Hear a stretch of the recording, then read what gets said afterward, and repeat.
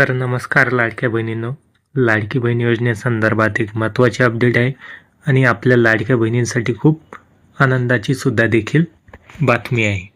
लाडकी बहीण योजना आजपासून जमा होणार 3,000 रुपये. रक्षाबंधनापूर्वी खात्यात पैसे येण्याबाबत एक मोठी अपडेट समोर आलेली आहे.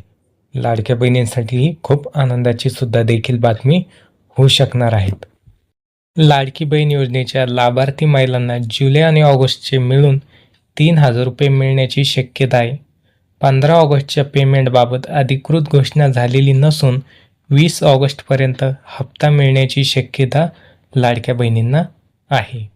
महाराष्ट्रातील मुख्यमंत्री माझी लाडकी बहीण योजनेच्या लाभार्थी महिलांसाठी महत्त्वाची बातमी समोर आली आहे.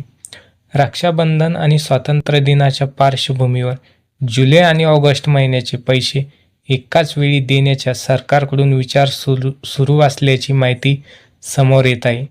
त्यामुळे पात्र महिलांच्या खात्यात थेट 3,000 रुपये जमा होणार का याकडे सर्वांचे लक्ष लागलेलं आहे. लाडक्या बहिणींना हप्ता कधी मिळणार?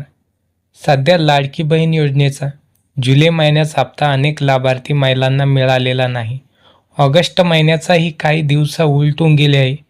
त्यामुळे दोन्ही महिन्याचे मिळून 3,000 रुपये एकाच वेळी खात्यात जमा करण्याची शक्यता व्यक्त केली जाते.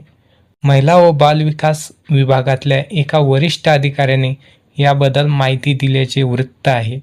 पण 15 ऑगस्टलाच पैसे जमा होतील याची अजून अधिकृत घोषणा झालेली नाही.